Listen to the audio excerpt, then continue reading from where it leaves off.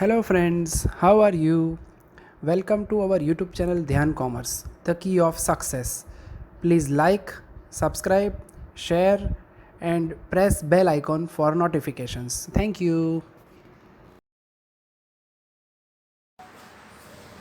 जय माता जी वालियर student, welcome to online lecture of Dhyan commerce liquidation of account. Last lecture में हमने कैपिटल डेफिशिएंसी जो पॉइंट स्टार्ट किया था, आज उसकी प्रैक्टिस को आगे बढ़ाएंगे क्योंकि यूनिवर्सिटी में 101% आपको कैपिटल डेफिशिएंसी वाला ही सब पूछता है।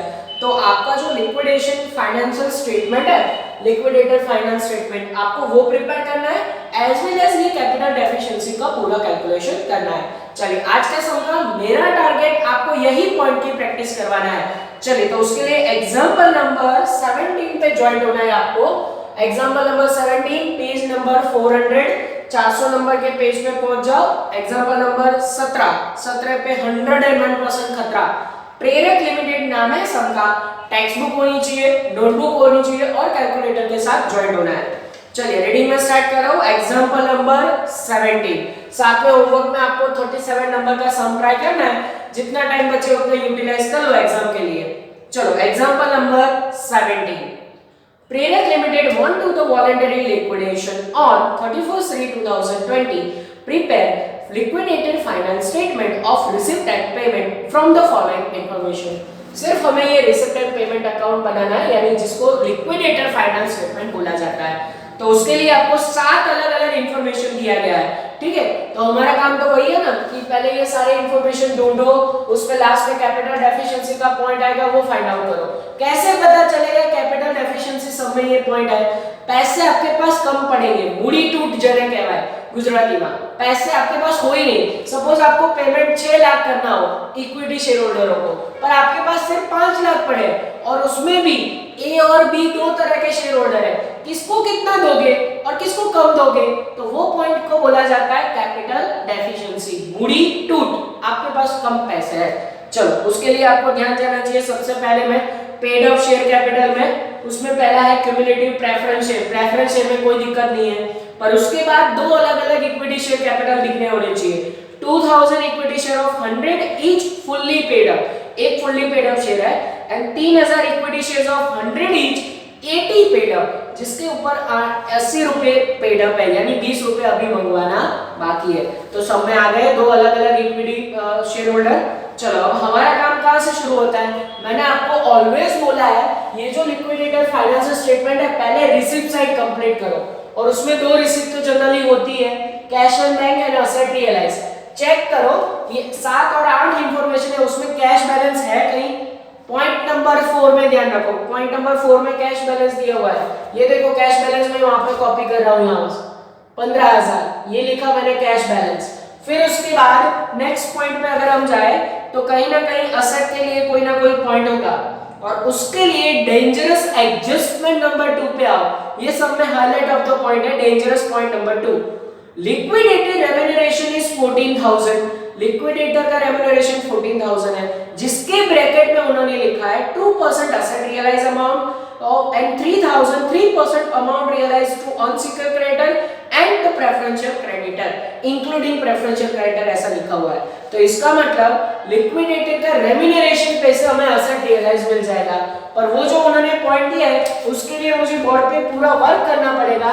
तो आपको यहाँ ध्यान यहाँ पे देना होगा, क्योंकि वो पॉइंट इतना इजी नहीं है और उसके लिए आपको थोड़ा सा टेबल प्रिपेयर करना पड़ेगा। तो अभी के लिए मैं ये लाइन ड्राफ्ट कर रहा हूँ और यहाँ पे आपको पूरा वर्क सिखा रहा हूँ। लिक्विडेटर रेम्यूनरेशन, जिसका आंसर उन्होंने दे दिया है, कितना आंसर दिया है देखो तो, पॉइंट नंबर 2 में 14,000 दिखा, और उसके दो टुकड़े हैं, ध्यान देना यहाँ पे। फर्स्ट टुकड़ा उन्होंने कहा है 2% on asset realise, asset realise, चलिए ध्यान देना, और 3% उन्होंने कहा है 3,000 वैल्यू दे दिया है, वो किसका है? Unsecured creditor including preferential creditor.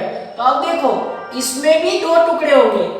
इन्होंने ऐसा कहा 14,000 में से 2% असेट रियलाइज के, जबकि 3% 3,000 वैल्यू दो चीजों के। कौन सी दो चीजों के? अनसिक्योर्ड क्रेडिटर के और प्रेफरेंशियल क्रेडिटर के। समझ में आ रहा है? ये प्रेफरेंशियल क्रेडिटर हमें यहां से ढूंढने पड़ेंगे, राइट? और इन दोनों को भी अलग करना पड़ेगा। तो हम स्टार्ट कहां से कर सकते हैं? देखो यहां से कर सकते हैं, यहां 14,000 है, यहां 3,000 है 3% पे, तो 2% पे बाकी की वैल्यू कितनी आएगी? 14 3, तो यहाँ पे 11,000 लिख सकते हो।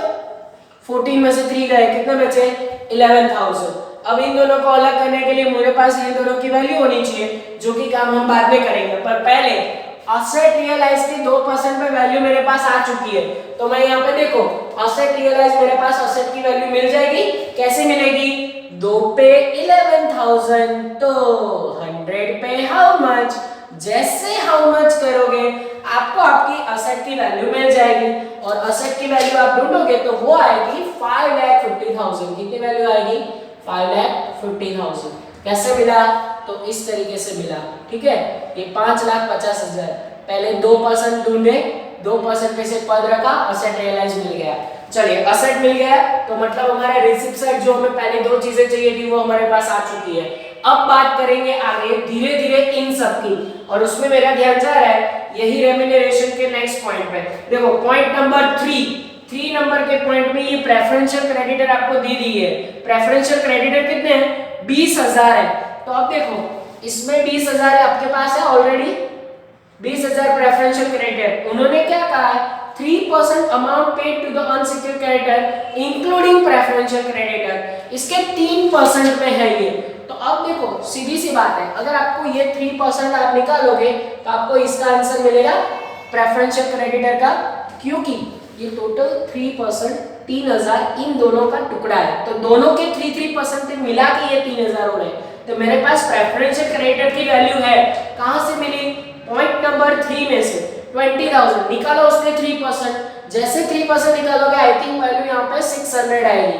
आप ये चेक कर सकते हो 600 जैसे ही वैल्यू आया प्रेफरेंशियल क्रेडिटर पे रेम्यूनरेशन, तो 3,000 टोटल है, यहाँ पे 6,000 है, तो यहाँ पे कितना आएगा? 2,400 आएगा 3% पे वैल्यू। इसका मतलब लिक्विडेटर का जो रेम्यूनरेशन है 11,000 असेट रियलाइज पे, 2,400 अनसिक्योर्ड क्रेडिटर पे, प्रेफरेंशियल क्रेडिटर पे 600, इन दोनों को मिला के टोटल 3,000 है। तो मतलब 3,000 या 11,000 लिखो, या फिर ये 3 वैल्यू लिखो, आपका आंसर रेम्यूनरेशन का टोटल कितना है? 14,000, जो उन्होंने रेडीमेड दिया हुआ है। आप चाहो तो यहाँ तीनों अंदर लिख सकते हो, फिर बाहर वैल्यू ले जा सकते हो, या फिर सीधा बाहर लिखोगे तो भी चलेगा। मैं वैल्यू अंदर लिख रहा हूँ 2% ऑन असेट रियलाइज। देखो यहाँ पे मैं अंदर वैल्यू लिखूंगा ताकि आपको पता चले 11,000, फिर अनसिक्योर क्रेडिटर पे 3% है, और प्रेफरेंशियल क्रेडिटर पे भी 3% है, और वो वैल्यू है मेरे पास 2,400 एंड 600, तो टोटल बाहर कितना जाना चाहिए? 14,000। इस तरीके से अच्छे प्रेजेंट कर सकते हो, अलग अलग लिखो तो भी चलेगा। अब नेक्स्ट एक्सपेंसेस, वो भी देखो पॉइंट नंबर 5 में ध्यान रखो। Point number 5, distribution expenses, dissolution expenses of 2% amount on asset realise. Dissolution expenses का मतलब क्या होता है? Liquidator remuneration expenses. डिसोल्यूशन बोलो या लिक्विडेशन बोलो, बोथ आर सेम। डिसोल्यूशन मतलब बंद करना, लिक्विडेशन का मतलब भी बंद करना। असेट रियलाइज का 2%, 5,50,000 का 2% निकालना है हमें यहाँ पे, तो जैसे 2% निकालोगे आई थिंक वो वैल्यू आएगी 11,000, ठीक है। आप निकाल के चेक कर सकते हो। और ये हमारा ये काम पूरा हुआ पॉइंट नंबर 2 का। अब हमें अभी प्रेफरेंशियल क्रेडिटर की वैल्यू दिया था, तो वो यहाँ पे लिख दूंगा। प्रेफरेंशियल क्रेडिटर कितना था? प्रेफरेंशियल क्रेडिटर 20,000 था, तो मैंने देखो यहाँ पे 20,000 लिख दिए। अब देखते हैं कि अनसिक्योर वगैरह, अच्छा अनसिक्योर अब मुझे ढूंढना है या ये कोई वर्क करना है, तो यहाँ से मुझे एक और चीज पता चल सकती है, अनसिक्योर क्रेडिटर का आंसर भी मिल सकता है। कैसे मिलेगा? देखो बोर्ड पे ध्यान रखो, ये 3% वैल्यू है, 3 पे 2,400, तो 100 पे हाउ मच? जैसे हाउ मच करोगे अनसिक्योर क्रेडिटर का भी आंसर आपको मिल जाएगा, और अनसिक्योर का आंसर आएगा 80,000। कैसे ढूंढा? पद रख के ढूंढा, जैसे हमने असेट ढूंढी थी वैसे ही ये अनसिक्योर क्रेडिटर का आंसर ढूंढा। 3% पे 2,400, तो 100 पे हाउ मच? ये लिखा अनसिक्योर क्रेडिटर के सामने 80,000। ये हमारा काम पूरा हुआ। चलिए सब में कोई सिक्योर क्रेडिटर का पॉइंट है? आई थिंक सिक्योर क्रेडिटर का कोई पॉइंट नहीं है। पॉइंट नंबर 1 वो तो इसके बारे में, तो इसको पेंडिंग रखो। 2 आ गया, 3 आ गया, 4 आ गया, 5 आ गया, 6 एंड 7 नंबर का पॉइंट बाकी है। Point number 6, 10% debenture of 1 lakh, amount paid on 39/2020, 10% debenture है 1 लाख के, तो ये देखो मैंने डिबेंचर लिखा 1 लाख। यहाँ पे कोई बैलेंस शीट है नहीं तो आउटस्टैंडिंग इंटरेस्ट नहीं आएगा। अब एडिशनल इंटरेस्ट के लिए उन्होंने डेट पेड बोला है। देखो तो हमारा जो लिक्विडेशन डेट है, लिक्विड कब करें हम, ये कंपनी कब बंद करें, तो उसके ऊपर फर्स्ट पैराग्राफ में लिखा था 31/3/2020 को हम कंपनी बंद कर रहे हैं। और डिबेंचर होल्डरों को पेमेंट कब हुआ है, पेमेंट डेट चेक करो तो पेमेंट डेट वो कौन सी है, 30/6/2020। तो अब बता सकते हो आप कि कितना उनको, अच्छा 30/6 नहीं 30/9 है, यहाँ पे 39 को हम पेमेंट कर रहे हैं। तो अब आप मुझे यहाँ से बता सकते हो कि हमने कंपनी यहाँ पे बंद किया, पेमेंट यहाँ किया, कितना लेट पेमेंट किया, तो 3 के बाद यहाँ पे यहाँ तक जाना है, तो 3 के बाद 4 5 6 7 8 9 पूरे 6 महीने का इंटरेस्ट हो रहा है। कितने महीने का इंटरेस्ट, 6 मंथ का एडिशनल इंटरेस्ट हो रहा है। और वो 6 महीने का एडिशनल इंटरेस्ट देखो यहाँ पे काउंट करके दे रहा हूँ, 1 लाख पे डिबेंचर का रेट ऑफ इंटरेस्ट कितना है, 10% का डिबेंचर है, तो 10% rate of interest multiply by पूरे साल का नहीं, कितने महीने का, 6 महीने का। तो ये 6 महीने का इंटरेस्ट यहाँ पे फाइंड आउट होगा और 6 महीने का इंटरेस्ट निकालोगे, आई थिंक वैल्यू आएगी 5000 और इन दोनों को टोटल करके बाहर रखोगे 1,05,000 आंसर आएगा। ठीक है, तो ये हमारा क्रम यहाँ पे कंप्लीट होता है। समझ में आ रहा है। अब सिक्योर क्रेडिटर का कोई पॉइंट है नहीं तो वहां पे हम डैश कर सकते हैं, है ही नहीं। अब हमारा सीधा पॉइंट आउट हो रहा है preference share and equity share holder. और प्रेफरेंस शेयर होल्डरों को पूरा पेमेंट ले ले क्योंकि अभी कॉल मंगवाए तो पैसे बचेंगे। प्रेफरेंस शेयर होल्डरों को देखो तो 1000 प्रेफरेंस शेयर है 10 ईच, पर उसके लिए एडजस्टमेंट नंबर 7 में ध्यान होना चाहिए। 7 नंबर का एडजस्टमेंट, उसके बारे में हमें कुछ बता रहा है। Preference dividend was in arrears for last 2 years. Preference share dividend कितना हमें पे करना है, 2 साल का पेड करना है। तो पहले प्रेफरेंस शेयर होल्डर की अमाउंट लिखेंगे, 1000 शेयर है उस पे 100 ईच करोगे, आई थिंक पॉइंट वैल्यू आएगी 1 लाख। ठीक है, 1 लाख हमारा प्रेफरेंस शेयर का वैल्यू आएगा। उसके ऊपर डिविडेंड बाकी है, डिविडेंड कितना बाकी है, 2 साल का। कैसे ढूंढोगे, 1 लाख का डिविडेंड का रेट है 10% और 2 साल का हमें करना है, यानी मल्टीप्लाई बाय 2 करना पड़ेगा। तो इस तरीके से हमारा आंसर आएगा और वो आंसर आएगा आई थिंक 20,000। फिर से एक बार देखो, 1 लाख प्रेफरेंस शेयर है, उस पे 10% डिविडेंड का रेट है और 2 ईयर लेना है, मल्टीप्लाई बाय 2 ईयर। क्यों, क्योंकि एडजस्टमेंट नंबर 7 में कहा है 2 साल का पेंडिंग है, तो टोटल जाएगा 1,20,000 बाहर। ठीक है, तो इस तरीके से हमारा 1 to 6 का क्रम कंप्लीट हो रहा है। अब आपको कैपिटल डेफिशिएंसी पॉइंट समझ आना चाहिए और कैपिटल डेफिशिएंसी पिछले 2 सम से हमने किया है, सो ये काम हमारे लिए आसान होगा। पर उसके लिए मुझे बोर्ड पे जगह करनी पड़ेगी। ये स्टेटमेंट एज इट इज रहेगा, पर ये मैं नोट रफ कर रहा हूँ और ये रफ कर रहा हूँ ताकि मेरा जो कैपिटल डेफिशिएंसी का पॉइंट है वो आ जाए। ये आप वीडियो लेक्चर में से लिख लोगे। ठीक है, तो ये पॉइंट मैं यहाँ से रफ कर रहा हूँ। फिर उसके बाद यहाँ पे वो टेबल पे जाएंगे कैपिटल डेफिशिएंसी के, तो उसके लिए आपका ध्यान बोर्ड पे होना चाहिए। आज मैंने टेबल बना के रखा है आपके लिए स्पेशल। ये काम कब करना है, तो देखो उसके लिए note, when more than 1 type of equity share is given, जब सम में एक से ज्यादा इक्विटी शेयर कैपिटल हो तब ये काम करना है। चलिए, उसके लिए सबसे पहले हमें कॉल कितना बैलेंस है वो ढूंढना पड़ेगा। उसके लिए हम स्टार्टिंग कहां से करते हैं, एक छोटा सा टेबल बनाते हैं जो हमें हमारे पास कैश बैलेंस कितना है वो दिखाएगा। तो सबसे पहले क्या लिखेंगे, income before call. Before call आपके पास इनकम कितनी है, तो देखो तो यहाँ पे 5,50,000 और 15,000 दोनों का टोटल करो, आई थिंक 5,65,000 ये हमारे पास इनकम है। ठीक है, उसमें से हम क्या करते हैं, लेस करते हैं पेमेंट। कौन सा पेमेंट, पेमेंट ऑफ 1 to 6, 1 से लेके 6 तक का पूरा पेमेंट माइनस करना है। तो 1 से लेके 6 तक का अगर पूरा पेमेंट माइनस करोगे, वैल्यू इसका टोटल आएगा 3,50,000। कितना आएगा, 3,50,000। माइनस करो तो आपके पास एक बैलेंस आएगा, प्लस या माइनस। यहाँ पे प्लस में आ रहा है बैलेंस 2 लाख, इसको बोलते हैं बैलेंस 2,15,000। ठीक है, तो आंसर आप चेक कर सकते हो। फिर उसके बाद नेक्स्ट उसमें एक चीज ऐड करना है जिसको हम बोलते हैं कॉल, कॉल रिसीव्ड। चलो चेक करो तो जो इक्विटी शेयर कैपिटल है उसमें से किसके पास से कॉल मंगवा रहा है, यहाँ पे एक ही है 2000 वो तो फुल्ली पेड है, पर जो 3000 इक्विटी शेयर है उसके ऊपर 80 पेड अप है, तो कितने मंगवाने हैं 20। ये बी टाइप का शेयर कह सकते हैं हम, एक को ए कह दो दूसरे को बी कह दो ताकि हम समझने में आसानी रहे। 3000 शेयर पे 20 रुपए मंगवाओ, यानी कि वैल्यू आएगी 60,000। ठीक है, तो 60,000 यहाँ पे जैसे आप प्लस करोगे, ये लेकर ऐड किया 60,000 तो वैल्यू आया 2,75,000। ये हमारे पास कैश बैलेंस पड़ा है, ये क्या है हमारे पास कैश बैलेंस। तो अब ए और बी के बीच में कितना बांटना है, किसके पास से कितने पैसे मंगवाने हैं वो कैसे पता चलेगा। छोटा सा कैपिटल डेफिशिएंसी का टेबल हमें इसका आंसर करेगा। तो अब ज्वाइंट हो जाओ, टेबल शोइंग कैपिटल डेफिशिएंसी। सबसे पहले टाइप ऑफ शेयर, ए तरह का शेयर है, उसमें कितने नंबर ऑफ शेयर है 2000 शेयर है भाई। बॉडी टोटली फिक्स रखना, मल्टीप्लाई बाय 100, तो टोटल उसका वैल्यू कितना आएगा 2 लाख वैल्यू आएगा। ठीक है, और ये 2 लाख। फिर बी तरह का जो शेयर है उसमें 3000 टोटल नंबर ऑफ शेयर है, जिसके ऊपर 100 रुपए का एक शेयर है, तो इसकी वैल्यू कितनी आएगी 3 लाख। टोटल हमारे पास शेयर कैपिटल कितना है, शेयर कैपिटल 5 लाख। तो टोटल हमें पेमेंट भाई 5 लाख करना है, पर हमारे पास कैश कितना पड़ा है, कैश पड़ा है भाई 2,75,000। करो माइनस, बाकी का जो वैल्यू आएगा वो हमारा लिए कहलाएगा कैपिटल डेफिशिएंसी। फाइंड आउट करो कैपिटल डेफिशिएंसी। यहाँ पे कैपिटल डेफिशिएंसी का वैल्यू कितना आएगा, तो ये माइनस करोगे तो आंसर आएगा 2,25,000।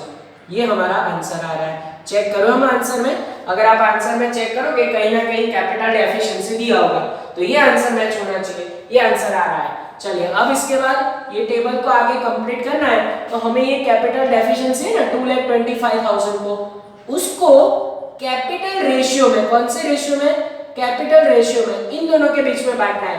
रेशियो देखो तो 2:3 क्लियर दिख रहा है, तो बांटो 2:3 के रेशियो में यहाँ पे, और इसमें से मैं माइनस करो, तो 2:3 के रेशियो में बांटोगे 1,35,000 एंड ऊपर आएगा 90,000।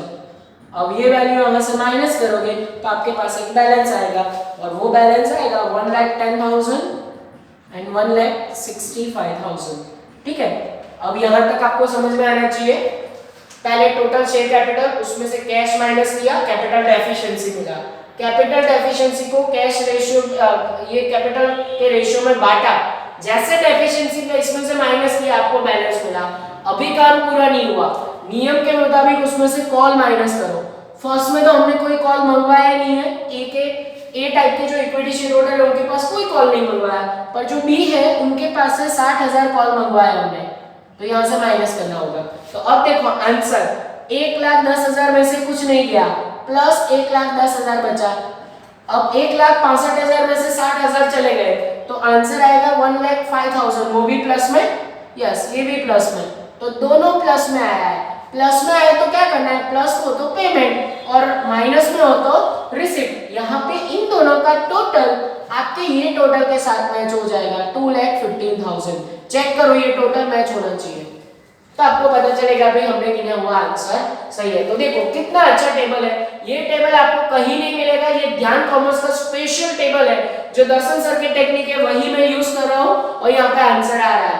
तो अब पेमेंट करना है दोनों को, ए और बी दोनों को, यानी रिसिप्ट साइड कुछ नहीं, पर पेमेंट में दो आंसर आएंगे, ए को पेमेंट, बी को पेमेंट। ए को 1,10,000, बी को पेमेंट 1,05,000, दोनों का टोटल पेमेंट 2,15,000। अब चेक करो बैलेंस, ये जो स्टेटमेंट है उसकी दोनों साइड का टोटल इक्वल हो जाएगा, 5,65,000 होना चाहिए। अब का टोटल मैच हो ही जाएगा, क्योंकि अगर कैपिटल डेफिशिएंसी में ये टेबल अच्छे से कर लिया तो समझो बाबा अमरनाथ बेड़ा पार, और लिक्विडेशन में ये आपको महा पॉइंट है, इतना आपको काम करना है। चलिए आज के दिन की एक्स्ट्रा प्रैक्टिस में एक और सम जोड़ दो, सम नंबर 34, पेज नंबर 421 निकालो। Example number 34, bad luck limited. नाम से ही पता चल रहा है कि ये कंपनी 101% आगे जाके बंद हो जाएगी, और ये बैड लक कंपनी लिक्विड हो रही है। पेज नंबर 421 पे स्टार्ट कर रहा हूं एग्जांपल नंबर 34।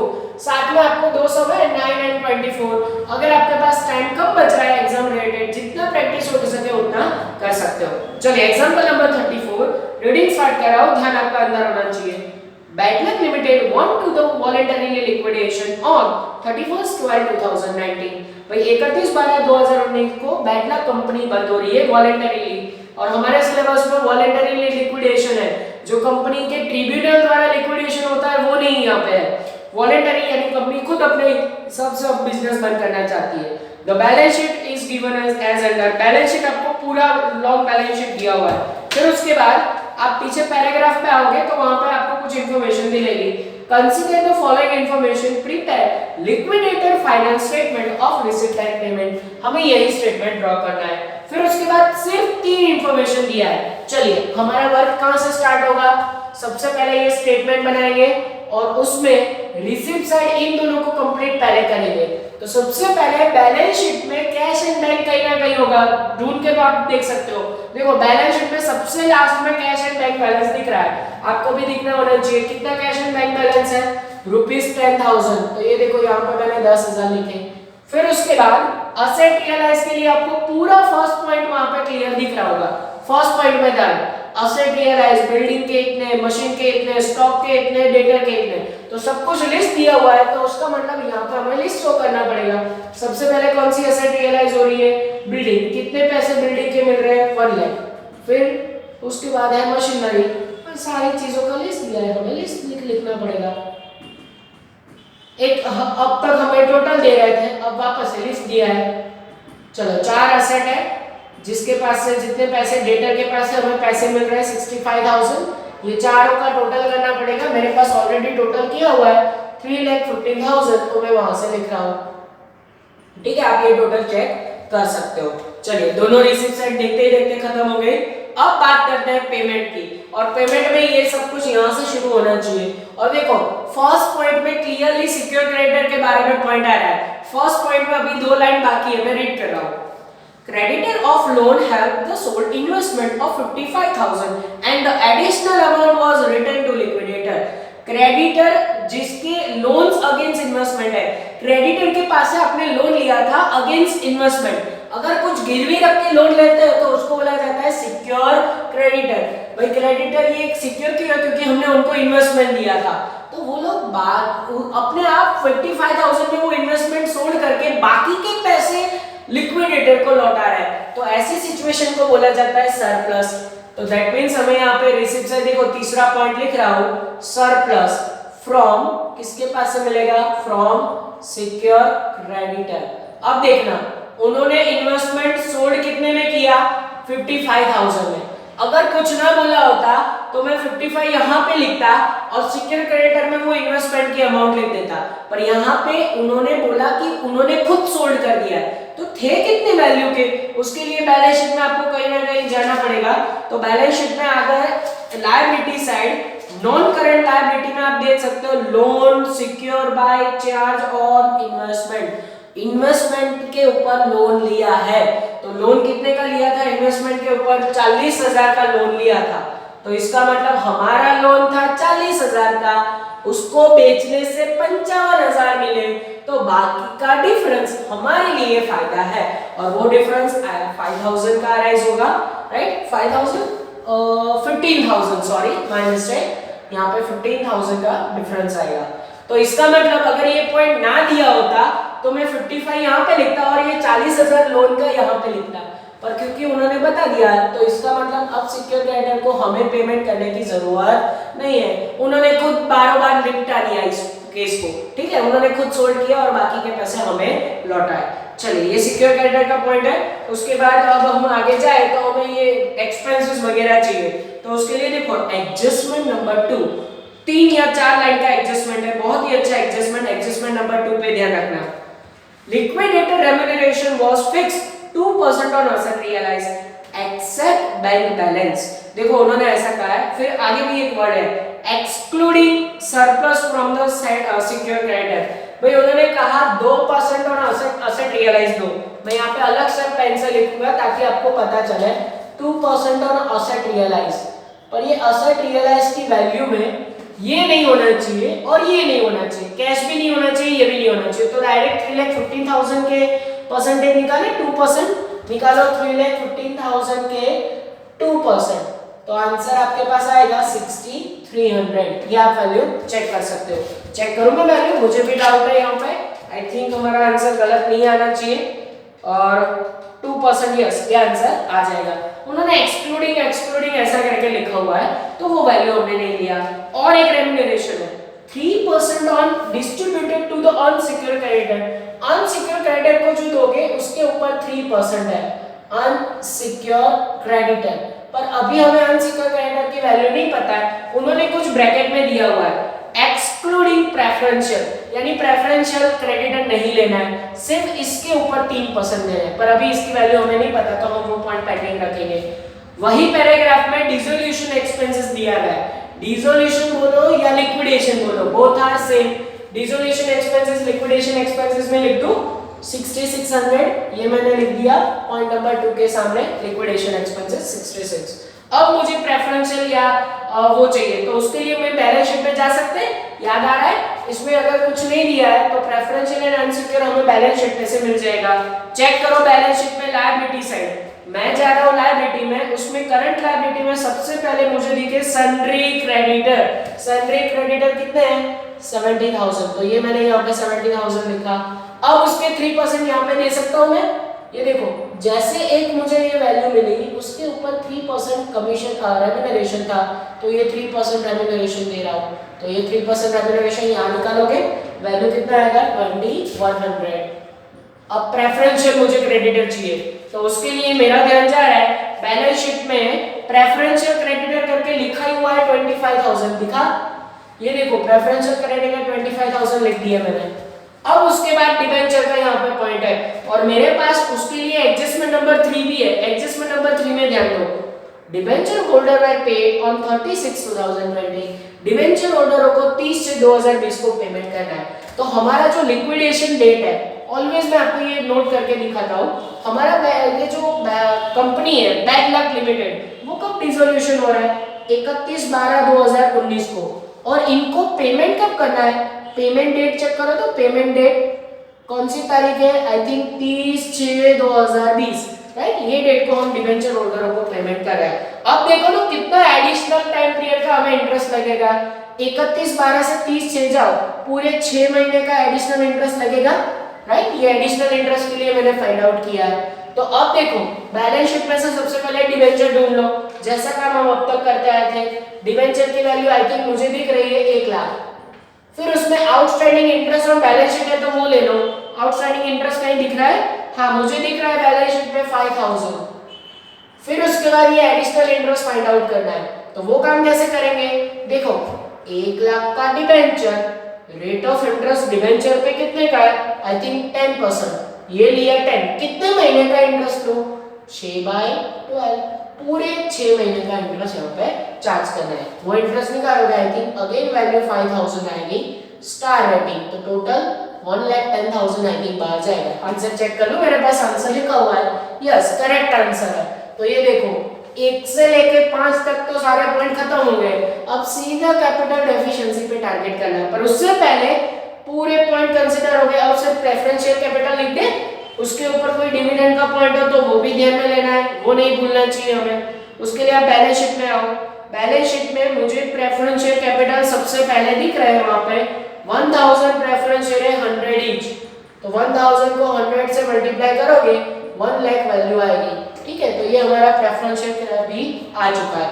अब हमारे लिए सिर्फ एक लास्ट पॉइंट पेंडिंग है, तो अब हमारे पास रिसीट एंड पेमेंट 1 से 6 आ गए, तो अब हम कैपिटल डेफिशिएंसी के पॉइंट पे जा सकते हैं, और उसके लिए मुझे आपको बोर्ड पे अगेन वर्क करवाना होगा, और उसके लिए आपका ध्यान यहाँ पे होना चाहिए।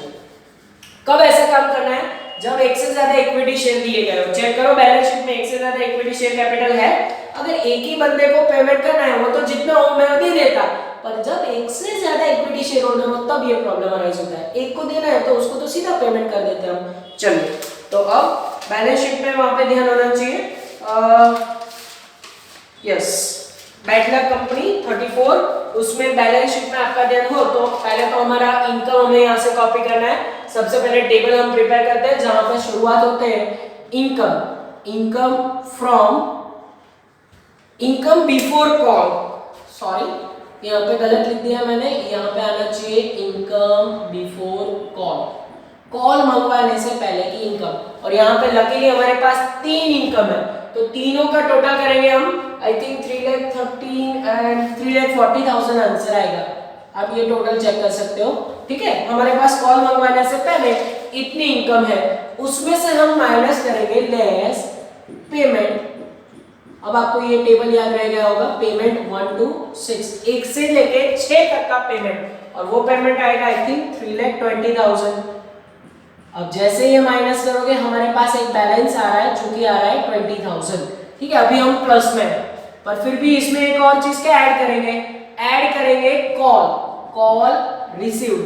चेक करो तो जो 2 इक्विटी शेयर है दोनों पे पैसे मंगवाना बाकी है, और उसके लिए मेरा ध्यान बैलेंस शीट में जा रहा है।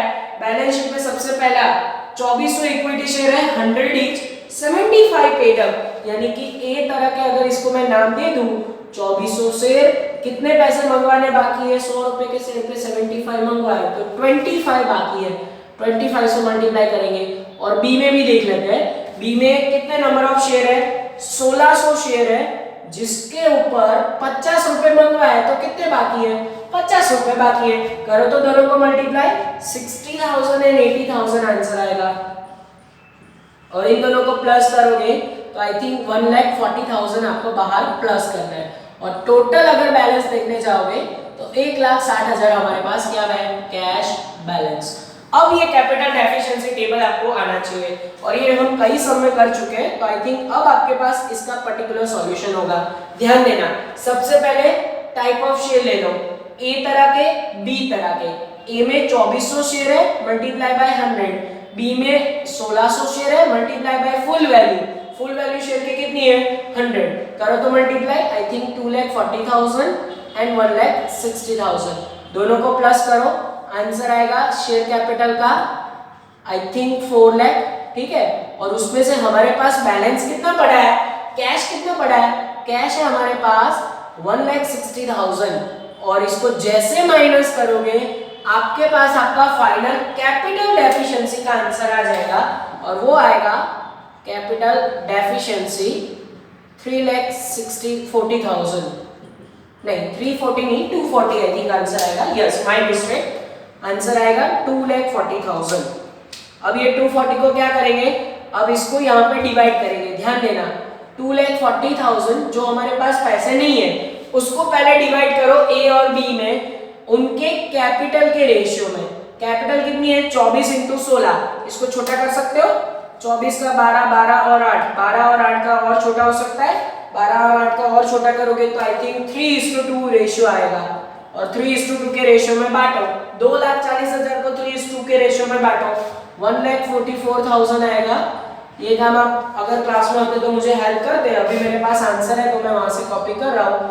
3:2 के रेशियो में बांटा, तो अब जैसे बैलेंस में से ये माइनस करोगे डेफिशिएंसी, आपके पास एक बैलेंस आ जाएगा, और उसकी वैल्यू यहाँ पे कितनी आएगी, तो फर्स्ट में आएगा 96 एंड 64, ये वैल्यू आएगी, ये आप चेक कर सकते हो, ठीक है।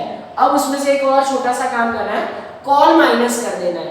कॉल जो हमने दोनों के पास से मंगवाया था, ए के पास से कितना कॉल मंगवाया था, 60,000, बी के पास से कितना कॉल मंगवाया था, 80,000। जैसे माइनस करोगे, शायद तक प्लस में आंसर आए, शायद तक माइनस में आंसर आए, प्लस में आए तो पेमेंट, माइनस में आए तो रिसीव। फर्स्ट में आंसर अगर आप चेक करोगे तो 36,000 प्लस में आ रहा है, एंड दूसरे में आंसर -16,000 आ रहा है, और ऑल ओवर इन दोनों का प्लस और माइनस करोगे, यहाँ पे प्लस 20,000 आपको आंसर मिलेगा, जो कि यहाँ के बैलेंस के साथ मैच हो जाएगा। तो आप जब समझ सकते हो कि आपका सम सही है या गलत। अब देखो, फाइनल अगर हमें टेबल में आंसर लिखना है, मैंने कहा यहाँ पे प्लस आए तो पेमेंट, माइनस में आए तो रिसिप्ट। एक को पेमेंट करना है, एक के पास से पैसे लेने, एक हमारे लिए रिसिप्ट है। रिसिप्ट कौन सी है, बी में। तो देखो यहाँ पे एक फोर्थ पॉइंट में ऐड कर रहा हूँ, नंबर 4, और उसको क्या बोलेंगे, कॉल रिसीव्ड। किसके पास से कॉल रिसीव्ड करना है, बी के पास से। कितने पैसे रिसीव करना है, तो कि 16,000। ये देखो फिर टेबल का फाइनल आंसर मैच हो जाएगा। और पेमेंट में सिर्फ एक को पेमेंट करना है। कितना पेमेंट करना है? 36,000। ये हमें टेबल आंसर करा है। अब पहला ये स्टेटमेंट की दोनों साइड का अगर टोटल इक्वल हो जाए तो आपका सम करेक्ट 3,56,000 बोथ दो साइड टोटल इक्वल हो जाएगा। आप ये टोटल चेक कर सकते हो। जैसे टोटल इक्वल हो गया आपके 14 मार्क्स रिजर्व हो गए और आपको 14 आउट ऑफ 14 मार्क्स मिल सकते हैं। तो liquidation chapter in short hard नहीं है, पर ये जो कैपिटल डेफिशिएंसी है उसका अगर आपने प्रैक्टिस अच्छे से कर लिया तो 101% ये चैप्टर आपको 14 मार्क्स दिला सकता है। ठीक है, तो आज के लेक्चर में जो काम मैंने करवाया पूरा वर्क देखो, अगर कहीं कोई पॉइंट में डाउट है तो आप मुझे बता सकते हो। नेक्स्ट लेक्चर में ये चैप्टर है शायद तक कंप्लीट हो जाएगा। आज का लेक्चर यहीं तक करते हैं, नेक्स्ट लेक्चर में सफर को आगे बढ़ाएंगे। तब तक के लिए ऑल द बेस्ट एंड जय माता जी। Please like, subscribe, share and press bell icon for notifications.